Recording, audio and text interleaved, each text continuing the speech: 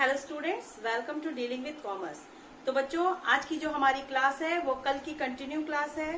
कल बच्चों हमने 12th अकाउंटेंसी का जो 4th चैप्टर है, नए साझेदारों का प्रवेश, admission of a new partner, इसी चैप्टर से हमने लास्ट टॉपिक लिया था बच्चों, जो था कैपिटल एडजस्टमेंट यानी पूंजी का समायोजन।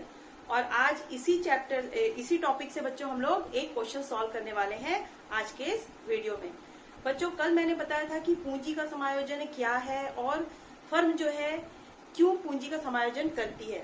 बच्चों, जब नया साझेदार फर्म में प्रवेश करता है तो फर्म चाहती है कि नए लाभालाभ अनुपात के अनुसार सभी साझेदारों की जो पूंजी है वो निकाल ली जाए और एक बार में उनका जो पूंजी है वो एक बार डिसाइड हो गया तो उसके आधार पर जो भी कमी बेसी होती है उस पूंजी का वो करते हैं समायोजन।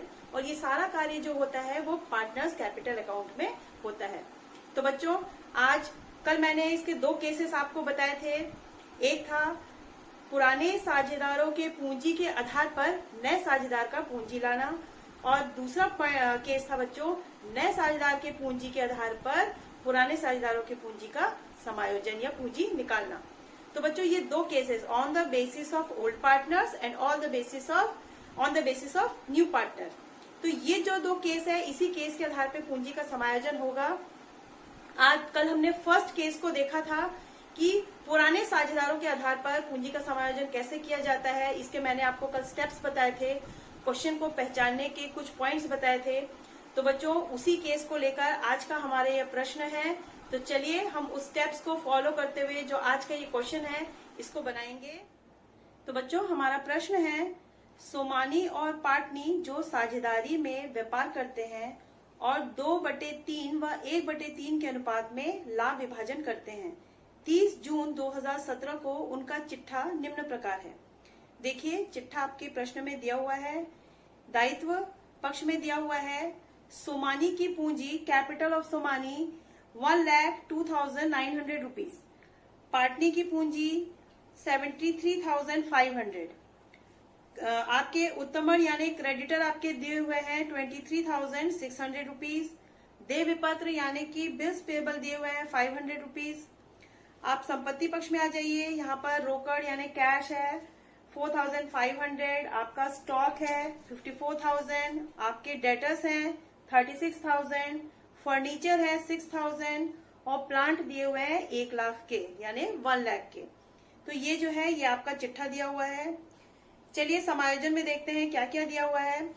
1 जुलाई 2017 को उन्होंने मोदानी को साझेदारी में लेना निश्चित किया और उन्होंने 1/5 भाग निम्न शर्तों पर देना निश्चित किया। पहला है, ख्याति का मूल्यांकन गत 3 वर्षों के लाभों के औसत के द्विवर्षीय क्रय पर किया जाए।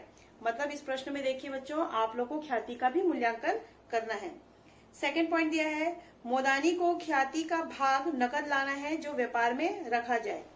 तीसरा पॉइंट है, स्कंद का मूल्य 10% बढ़ाना है, उपस्कर व यंत्र का मूल्य 6% कम करना है तथा अधमणों पर 10% डूबत ऋण कोष जो है बनाना है। चौथा पॉइंट है, उसे उसके लाभ विभाजन की व्यवस्था के अनुपात में पूंजी लाना है। 30 जून 2015, 2016 और 2017 को समाप्त होने वाले वर्ष के लाभ जो हैं क्रमशः 40,000 रुपए, 33,000 रुपए और 44,000 रुपए हैं। उपयुक्त से पुनः मूल्यांकन खाता तथा पूंजी खाता बनाइए और नई फर्म का प्रारंभिक चिट्ठा बनाइए। तो बच्चों, ये एक कंप्लीट क्वेश्चन है। इस क्वेश्चन में हमको रिवैल्यूएशन अकाउंट बनाना है, हमको पार्टनर्स कैपिटल अकाउंट बनाना है और हमको बैलेंस शीट बनाना है। इस सब चीज के लिए ये जो हमारा फर्स्ट केस का क्वेश्चन है, क्योंकि आप इसको कैसे पहचानोगे, क्योंकि इस प्रश्न में देखिए क्या नहीं दिया हुआ है, आपका नया साझेदार अपने साथ जो पूंजी की रकम लाता है वो पूंजी का अमाउंट जो है प्रश्न में नहीं दिया हुआ है। तो हम जो ये प्रश्न है इसको फर्स्ट केस के आधार पर सॉल्व करेंगे।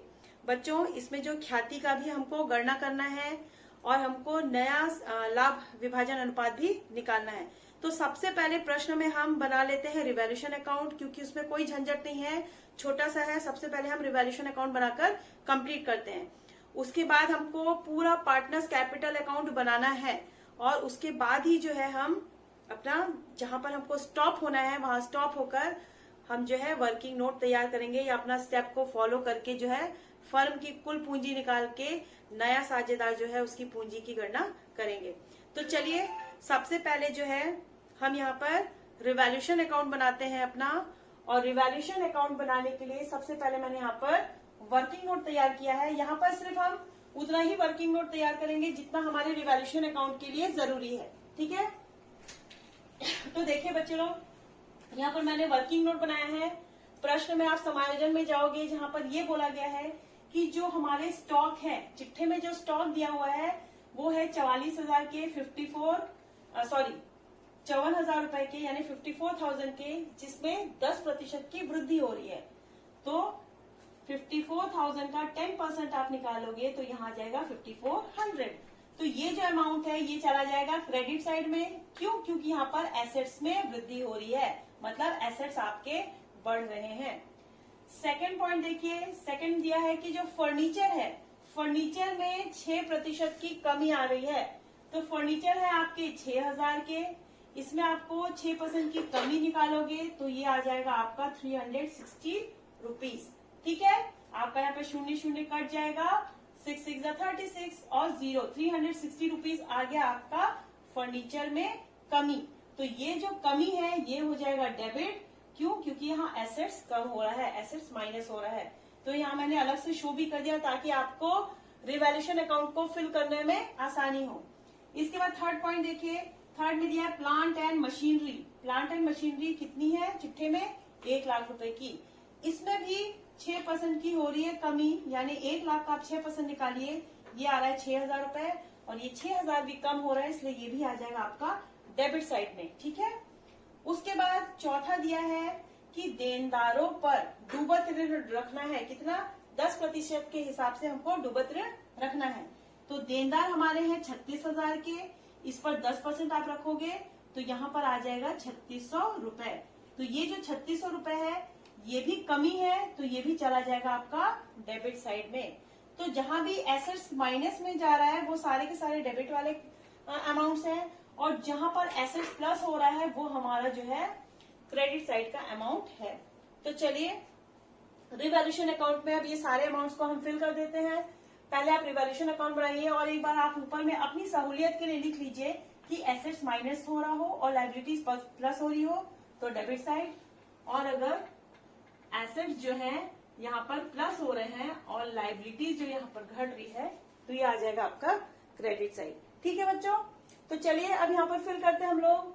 फर्नीचर देखिए, सबसे पहले स्टॉक हमने निकाला था, तो 5400 का जो स्टॉक है ये बढ़ रहा है, तो यहाँ पर हम लोग लिख दिए 5400। देखिए वर्किंग नोट के हिसाब से आप पहले से ही यहाँ पर अपने मदों को अलग अलग साइड में आप लिखकर अलग अलग पक्षों में लिखकर रख सकते हैं। फर्नीचर जो है इसमें 360 रुपए की कमी आई थी, तो हम फर्नीचर पर 360 रुपए की कमी यहाँ पर लिख देते हैं। फिर प्लांट एंड मशीनरी जो है वहां वो भी हमारे कम हो रहे हैं 6,000, तो यहाँ पर भी हम लिख देंगे 6,000। यहाँ पर देखिए डूबत ऋण जो है, रिजर्व फॉर बैड डेट्स, ये भी हमारे 3600 की जो इसमें कमी आई है, तो ये भी हम लिख देंगे 3600। ठीक है, अब ये हो गया हमारा कंप्लीट डेबिट साइड के सारे अमाउंट्स। अब हम यहाँ पर टोटल कर देंगे, देखेंगे हमारा टोटल जो है कितना आ रहा है 360, 6,000 और 3,600। तो इसको आप टोटल प्लस करोगे तो ये आ जाएगा 0, 6, 9 और 9। ठीक है, यानी 9,960 रुपीज आपका टोटल आ गया। तो आप दोनों साइड यहाँ लिख दो 9,960 रुपीज। अब आप 9,960 रुपीज को आप 5400 से माइनस करोगे। ठीक है, आपको बाई कैपिटल देखिए यहाँ के रिवैल्यूएशन अकाउंट में आपको हो रहा है लॉस।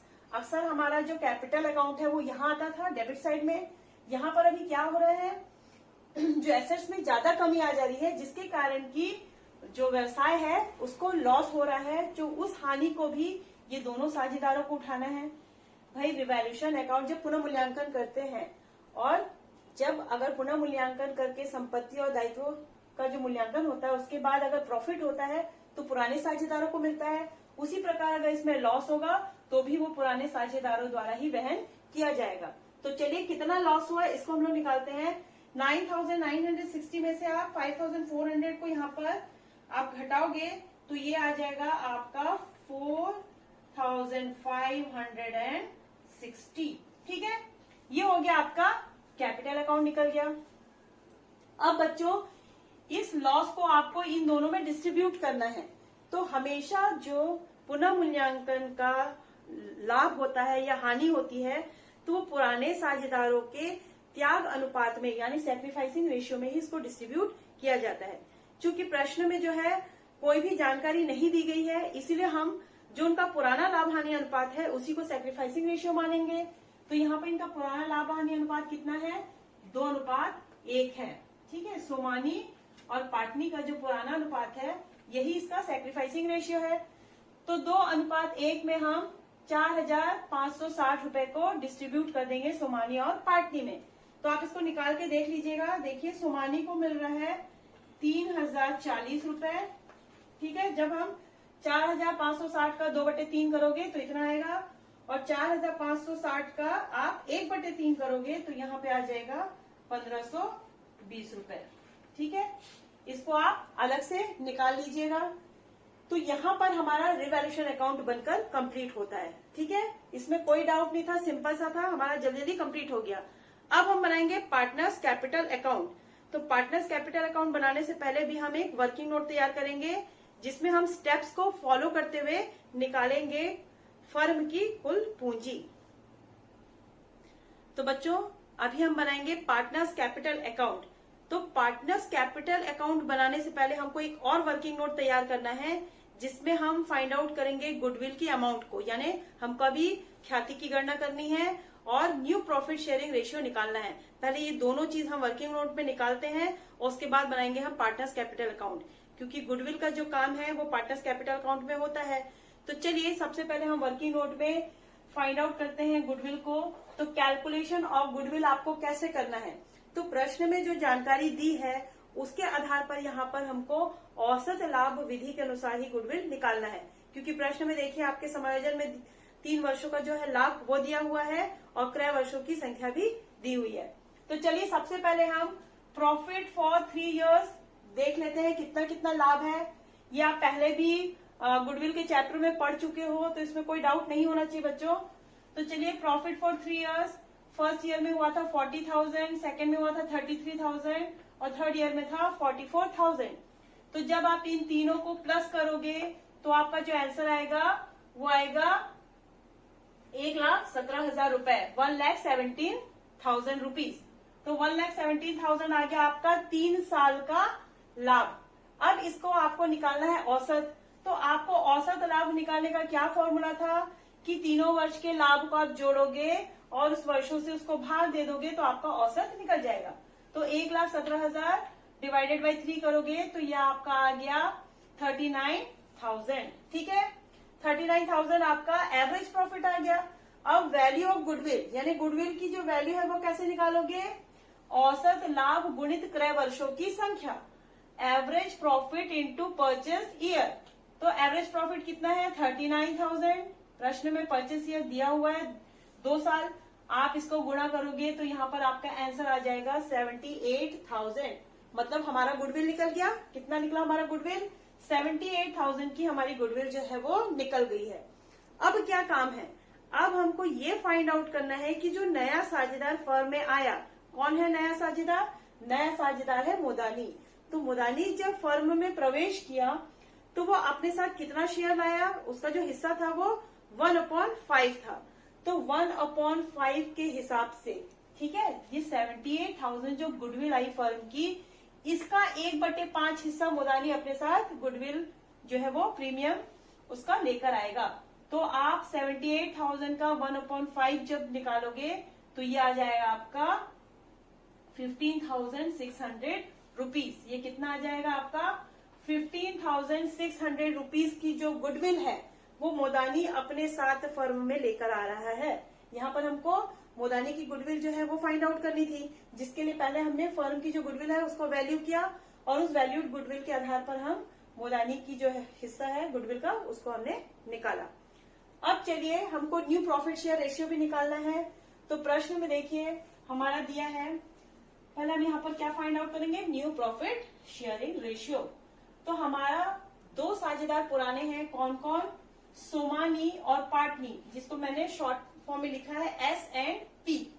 तो सोमानी जो है वो 2/3 हिस्सा लेकर उसका जो पुराना अनुपात है वो 2/3 और पाटनी का जो है वो 1/3 है। ठीक है, अब उन लोग मोदानी को जो है फर्म में प्रवेश देते हैं और मोदानी का जो हिस्सा है वो है 1/5। मोदानी का शेयर कितना है, 1/5।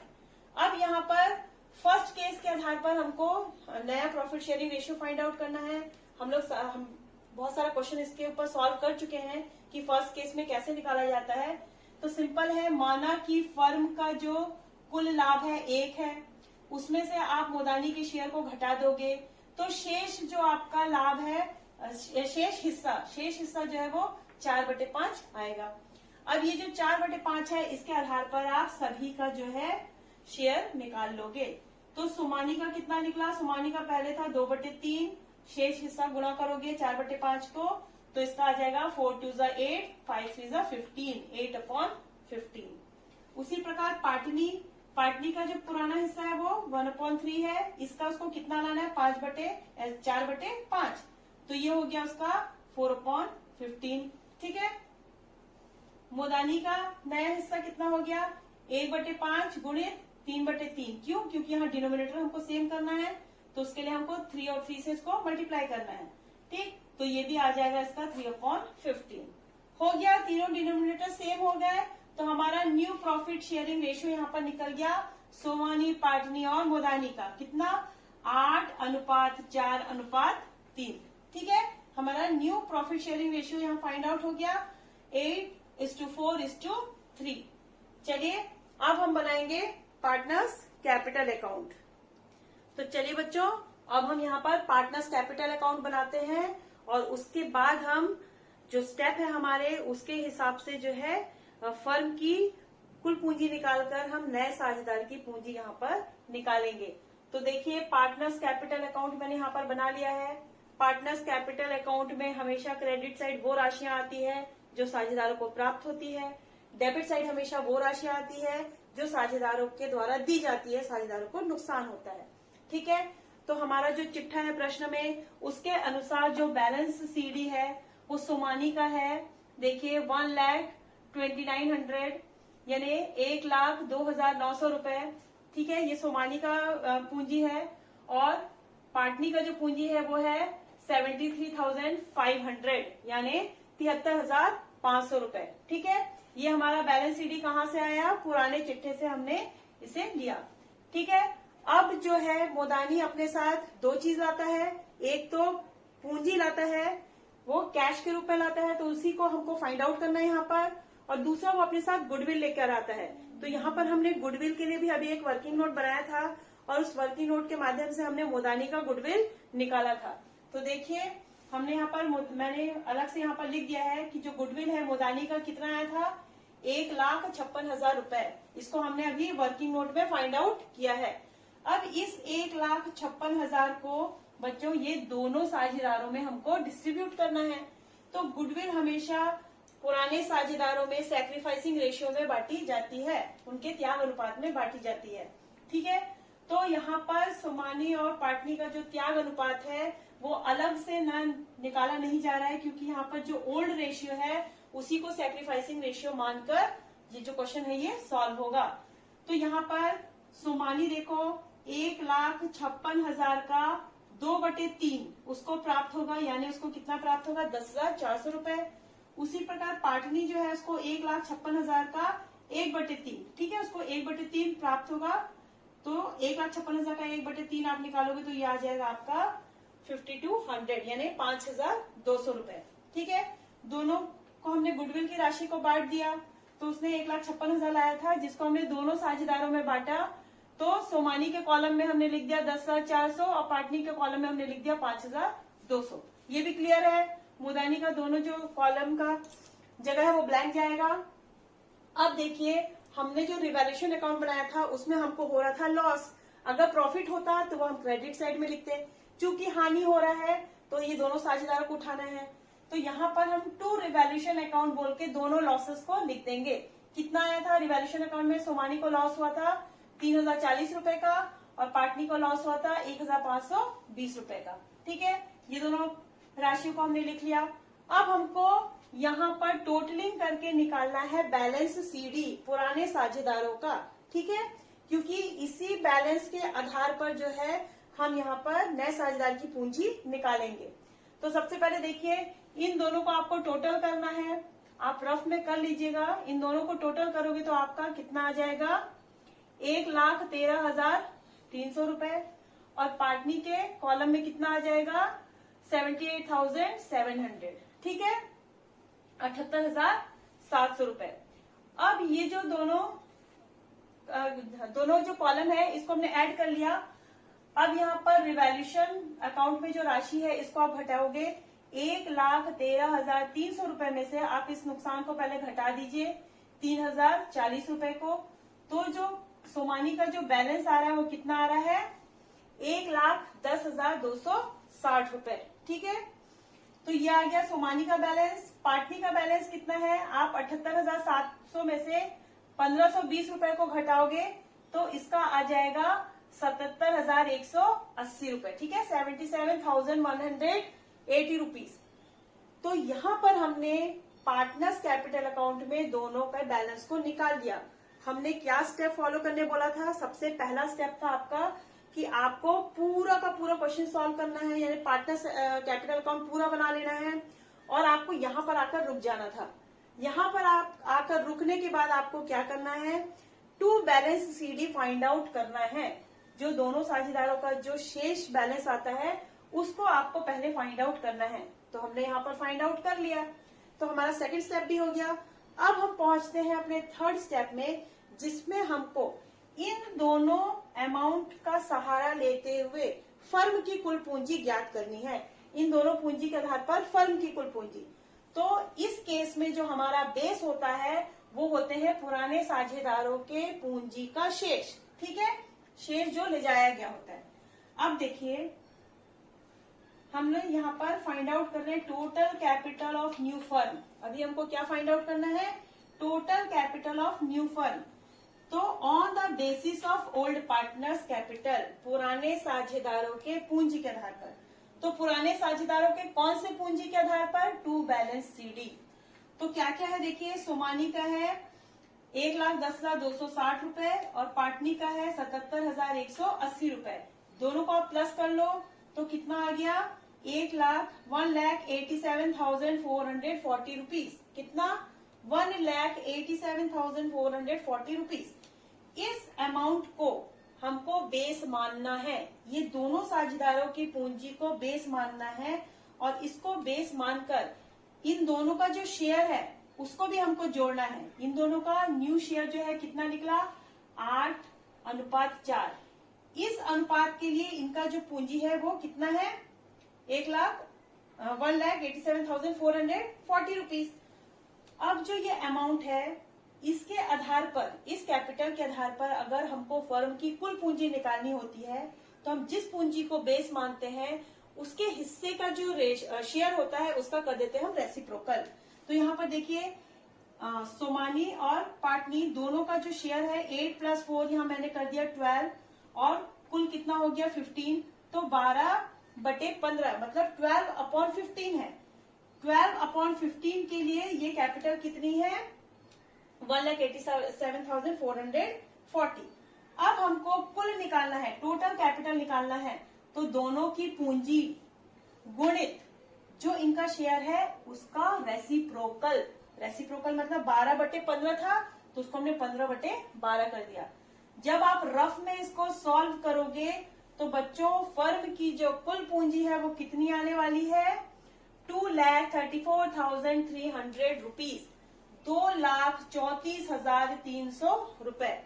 ये आ गई फर्म की कुल पूंजी।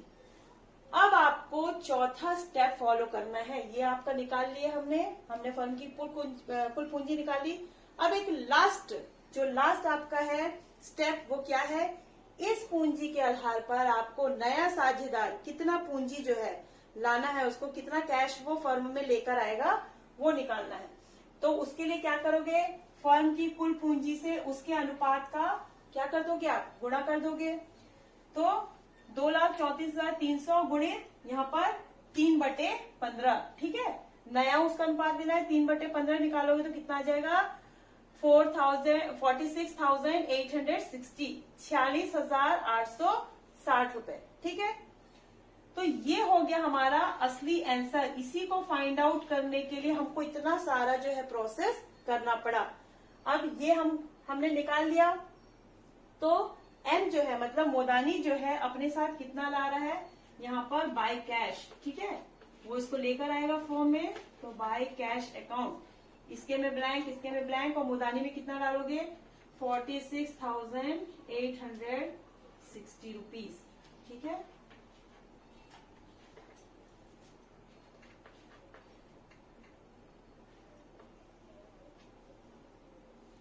ये हो गया आपका तीनों साझेदारों का बैलेंस, ठीक है। तो ये है बच्चों हमारा केस 1, जिसमें हम पुराने साझेदारों के आधार पर नए साझेदार का जो है पूंजी उसको फाइंड आउट करते हैं। तो जो भी थोड़ा सा प्रॉब्लम आता है इसमें, वो आपका पार्टनर्स कैपिटल अकाउंट में आएगा, लेकिन आप अगर स्टेप बाय स्टेप इसको फॉलो करोगे तो क्वेश्चन इजी हो जाएगा। तो बस पार्टनर्स कैपिटल अकाउंट हमारा बन गया। अब हम अपना लास्ट अकाउंट बनाएंगे, हमारा बैलेंस शीट। चलिए बच्चों, अब फटाफट हम अपना बैलेंस शीट भी तैयार कर लेते हैं। तो देखिए यहाँ पर बैलेंस शीट के लिए मैंने कॉलम खींच ली है, लिएबिलिटीज अमाउंट, एसेट्स अमाउंट। सबसे पहले एसेट साइड में लिखते हैं हम कैश को। तो कैश में कौन कौन सी राशि जो है वो आने वाली है, यहाँ हम देख लेते हैं। ये 4500 रुपए आपकी वो राशि है जो आपके पिछले जो चिट्ठे में से हमने ली है, ठीक है। तो ये है 4,500 की राशि। फिर ये 46,860, ये वो राशि है जो कि मोदानी जो है नया साझेदार किस रूप में, पूंजी के रूप में फर्म में लेकर आता है। और 15,600 ये वो राशि है जो हमारा नया साझेदार जो है गुडविल के रूप में फर्म में लेकर आता है। तो ये तीनों अमाउंट को हम जोड़ेंगे तो बाहर आ जाएगा 66,960 रुपीज, ठीक है। वैसे ही स्टॉक में आ जाइए। स्टॉक जो है हमारे पुराने चिट्ठे में कितना था, 54,000 के, यानी 54,000 के। इसमें जो है 10% की वृद्धि हुई थी, तो 5400 जो है इसका 10% होता है, जिसको हम ऐड करेंगे तो बाहर आ जाएगा 59,500 रुपीज। अब आ जाइए आप देनदारों पर। जो देनदार है हमारे पुराने चिट्ठे के अनुसार 36,000 के थे, जिसमें कि हमको बैड डेट रिजर्व जो है डूबत ऋण संचय रखना है, कितना, 10% रखने बोला गया था। तो इसका 10% निकालिए आप, 3600 आ गया। इसको आप इसमें से घटाएंगे तो बाहर आ जाएगा 32,400 रुपए। उसी प्रकार हमारा फर्नीचर जो है वो 6,000 के थे। 6,000 के फर्नीचर में भी जो है 6% की कमी आ रही थी, तो 360 रुपए आप यहाँ से घटा दीजिए तो बाहर आ जाएगा 5,640 रुपए। उसी प्रकार प्लांट एंड मशीनरी, ये भी हमारे 1 लाख के थे।